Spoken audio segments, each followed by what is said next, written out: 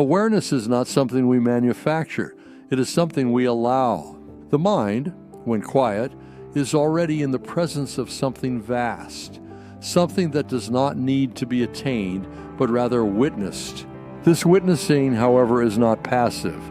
It is dynamic, participatory, and inherently relational. But isn't there a contradiction in that? If awareness is simply there, why does it feel like I have to do something to access it? The paradox is only on the surface. Think of breath.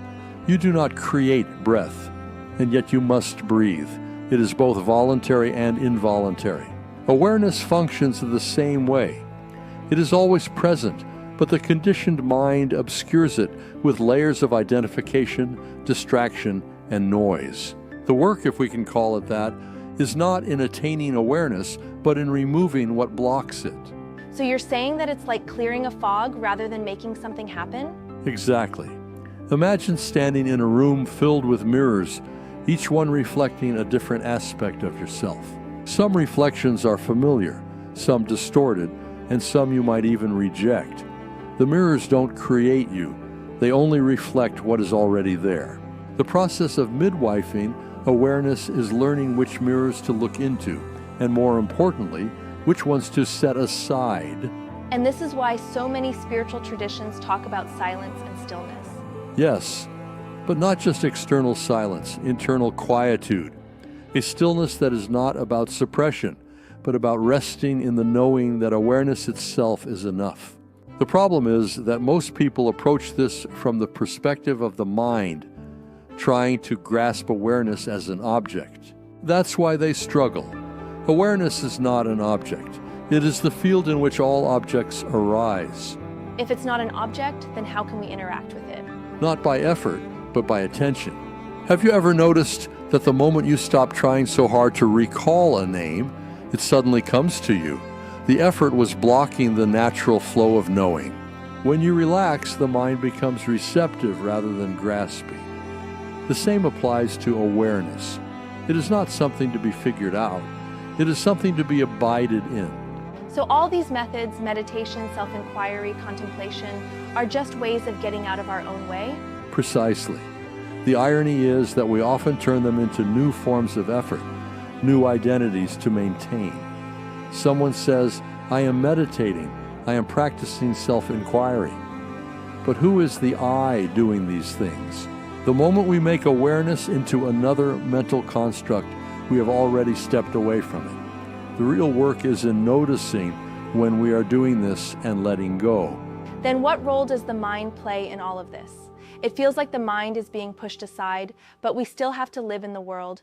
The mind is not the enemy. It is a tool, an instrument of navigation. The problem is when we mistake the tool for the one using it. The mind is like a map.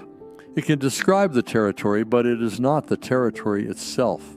To live skillfully is to use the mind for what it is good at: discernment, creativity, problem solving, without being enslaved by it.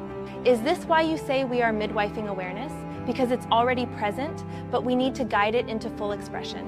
Yes, midwifing is the right word because it suggests an active participation in something that is already in motion.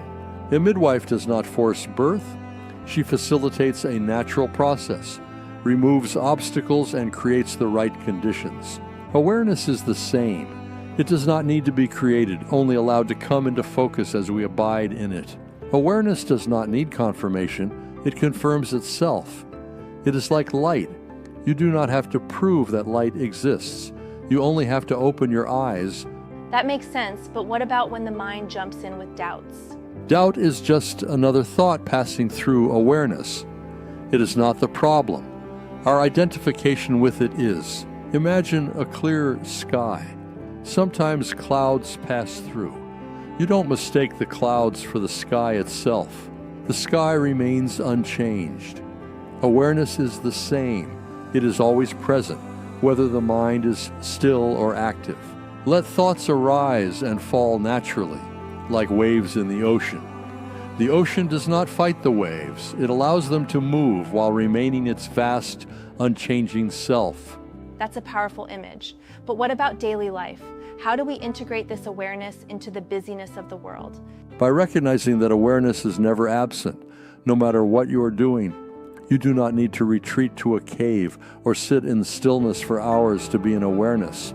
It is present when you are working, eating, walking, speaking.